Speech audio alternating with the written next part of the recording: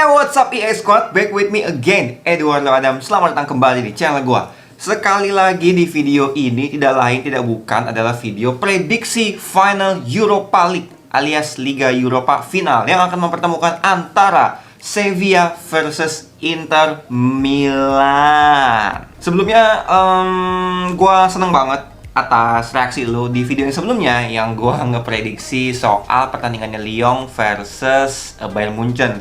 Gue memberikan sesuatu yang berbeda dan ya ditanggapi dengan baik sama lu, dan gue sebenarnya ada mikir juga sih kayaknya video prediksi gue ini bisa gue kemas dengan cara yang lain gitu. Cuman kadang gue itu terkendala sama waktu, guys. Jadi pertandingannya udah mepet, terus kalau gue mau bikin konsep yang lebih kayak mungkin lebih lucu atau ada gimmick-gimmick yang lain, itu kan butuh makan waktu juga dari cara sisi syutingnya gitu. Jadi memang gua butuh persiapan yang lebih gitu, butuh waktu yang lebih. Sedangkan kalau misalkan prediksi gini kan kita udah dikejar-kejar sama pertandingannya gitu kan. Jadi memang butuh lebih cepat, makanya kenapa kadang gua suka ya jadi cuma gini doang gitu, gua analisa, gua kasih tactical analysis gitu. Overall gua seneng banget sama reaksi lo, thank you. Dan sekarang di video ini gua mau jelasin singkat aja soal Sevilla versus Inter Milan.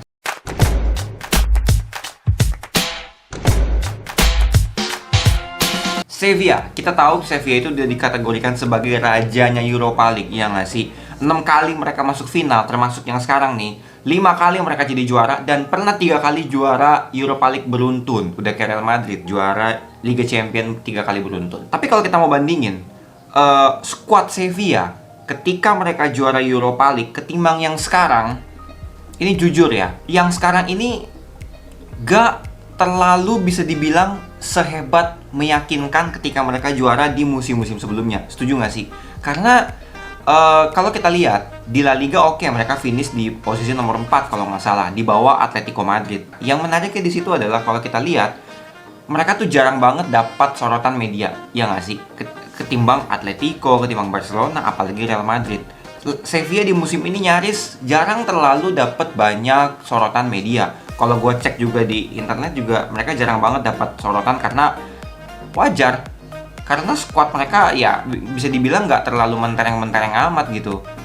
Yang gue pun juga yang gue tahu di sana cuma Jesus Navas, Fernando, Ever Banega, Munir El Haddadi, terus siapa lagi tuh ya, Luuk de Jong strikernya, sama Sergio Reguilon, karena dia kan juga pemain dari Real Madrid dan pelatihnya Julian Lopetegui. Nah, tapi ini hal yang menarik karena ada satu followers gue di Instagram nanya, kenapa di musim ini banyak banget tim-tim yang gak diunggulkan, baik di UEFA Champions League maupun di UEFA Europa League, itu bisa melaju jauh sampai mungkin kita bisa bilang ke semifinal, final. Menurut gue tidak lain tidak bukan karena faktor tanpa penonton dan satu leg. Main tanpa penonton dan main satu leg itu bikin tim yang tadinya underdog itu jadi merasa bersaing gitu, merasa punya status dan derajat yang sama dengan tim-tim yang udah top. Karena percaya sama gue, mungkin kalau lu yang juga main bola aktif ya, ketika ada sorotan media, ketika ada teriakan penonton, itu semangatnya kan jadi menggebu-gebu. Sebaliknya, kadang hal itu juga bisa bikin lu jadi pressure gitu, jadi tekanan berlebih sehingga performa lu nggak keluar. Makanya kalau lu lihat juga jarang banget kan di Liga Champions maupun Europa League musim ini ada berantem-berantem antar pemainnya nggak sih? Karena memang nggak ada penonton, jadi yang dipakai tuh pure tactical dan juga murni teknis doang. Faktor non teknis itu jarang banget terjadi kayak gitu. Nah, kembali lagi ke Sevilla, menurut gua hal yang bisa kita lihat dari Sevilla ini, menurut gua musim ini selain tadi mereka jarang terekspos, menurut gua dari segi performa di Europa League ya khususnya, Sevilla ini masih nggak stabil alias naik turun. Karena kadang mereka juga menangnya kayak waktu masih sistem 2 leg sebelum ada pandemi, mereka menangnya agresivitas gol tandang doang. Di kandang juga mereka sempat kalah meskipun ada penontonnya. Tapi satu hal yang menurut gua mereka layak untuk diapresiasi adalah kekompakan mereka dalam hal defensi menurut gua. Dengan tidak adanya nama-nama besar di situ, mereka bisa sampai ke final. Menurut gue itu suatu hal yang mungkin harus diwaspadai sama Inter. Karena kebalikannya nih sama Inter. Kalau dulu nanya ke gue, kalau gitu dok, unggulannya siapa di pertandingan ini? Gak lain, gak bukan, gue akan jawab Inter Milan.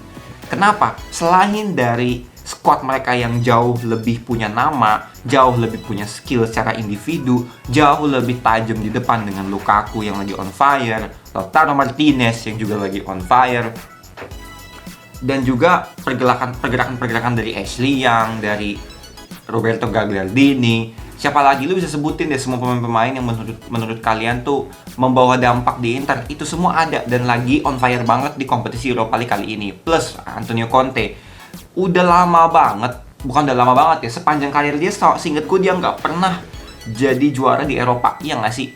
Gue nggak tahu kalau dia sebagai pemain, tapi sebagai pelatih setahu gue seinget gue dia nggak pernah jadi juara di pentas Eropa. Begitu juga dengan Julian Lopetegui sih. Cuman angin nih, kalau menurut gua angin tuh lagi ada di posisinya Inter banget nih. Karena memang ini kesempatan mereka udah 10 tahun semenjak terakhir mereka juara Liga Champions sekaligus mereka treble. Ini saat yang paling pas mereka jadi juara UEFA Europa League. Dan menurut gua, denger-denger nih ada isu kalau misalnya Conte nggak juara di Europa League tahun ini, masa depannya kemungkinan lo ya akan dipecat, kemungkinan. Nah, gue tanya sama lu fans Inter, menurut lu Conte perjalanannya Inter di musim ini kayak apa? Layakkah dia musim depan itu diperpanjang ataukah dia udah harus diganti? Menurut lu nih OG-nya Inter gimana nih? Nah ya, karena kalau kembali lagi ke kekuatan Sevilla tuh apa sih bang? Ada kekuatan dia. Kalau dari secara menyerang, mereka itu bertumpu pada dua pemain. Yang pertama Ever Banega di posisi center midfield, lalu kedua Suso. Suso of course, gue tahu nih pemain karena gue AC Milan, you know.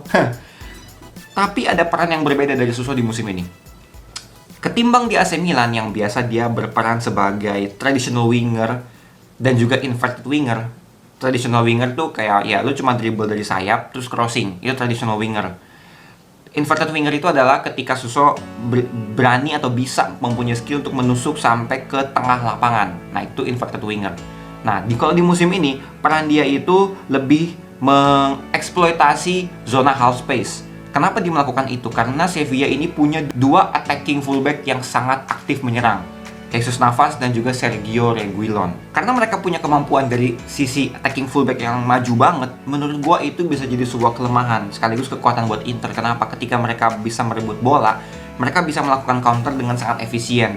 Mereka punya Lukaku yang punya speed, punya body balance bagus, dan menurut gua ini kayaknya musim the bestnya Romelu Lukaku sih. Dengan tim besar, dengan performa yang sedemikian, itu menurut gua jadi momen pembuktian juga buat Lukaku bahwa dia itu layak untuk dibilang striker kelas dunia. Dan sebenarnya kalau menurut gue sangat disayangkan banget lawannya di final bukan MU ya, karena gue nggak melihat MU men-treat Lukaku sebagai seorang striker yang beneran striker gitu. Ketika ngelihat dia di Everton, di West Bromwich Albion, menurut gue respect yang didapatkan Lukaku itu menurut gue dia di Inter ini udah layak banget didapetin respect. Dan kalau misalkan dia dapat MU, ya gue nggak bilang juga pasti Inter bakal menang, tapi seenggaknya itu jadi momen lah buat Romelu Lukaku untuk membuktikan bahwa gue ini striker kelas dunia. Salahnya bukan dari gue, salah di klub lu gitu. Kemungkinan itu drama banget sih, tapi ya oke lah menurut gue. Pertandingan final Inter Sevilla dua-duanya punya peluang, tapi kalau kita jujur lihat dari secara keseluruhan, memang squad ini jauh lebih diunggulkan dari segi manapun ketimbang Sevilla. Tapi lagi-lagi kita nggak bisa memungkiri bahwa Sevilla itu punya DNA Liga Eropa, sama kayak Real Madrid punya DNA Liga Champion. Tapi kalau lu nanya ke gue prediksi gue akan menjagokan, kok AC Milan? Woi, kok AC Milan jersinya? Oh belum beli ya? Iya belum dibeli sama dia. Jersey Inter Milannya belum dibeli. Enggak, tapi sebenarnya bukan itu. Filosofinya adalah gue mendukung klub tetangga gue. Oke, gue ngefans sama AC Milan, tapi bukan berarti juga gue harus membenci Inter Milan. Enggak gitu dong caranya, ya nggak sih? Oke, jadi prediksi gue menjagokan Inter Milan yang juara Europa League. Dan kalau misalkan mereka melakukan pendekatan sepak bola yang benar ya, kadang kan Inter juga suka gak konsisten di beberapa poin, di beberapa menit-menit awal. Nah, tapi gua ngelihat sih memang angin ada di Inter, peluangnya ada di Inter. Jelas mereka harus bisa manfaatin ini. Gue mendukung Inter bisa menang dengan skor 3-1. Oke, itu prediksi gua. Prediksi lo kayak gimana? Seperti biasa, tulis di kolom komentar. Thank you so much guys for watching this video. Buat lu yang udah like video ini, thank you banget lu yang suka. Dan juga lu yang suka channel ini, Thank you banget lu dukung gue terus, lu subscribe, lu nyalain tombol lonceng. Jadi ketika gue ngupload video apapun ya, video prediksi bola, video soal transfer pemain, tactical, video podcast soal relationship, soal kehidupan, yang mungkin sekarang lu ngeliat video ini apa sih, video podcast ngomongin relationship, ngomongin kehidupan. Oke, gue paham. Lu mungkin belum butuh, lu belum tahu, lu belum merasa relate. Tapi ketika lu udah sampai tahapnya, lu akan cari itu video.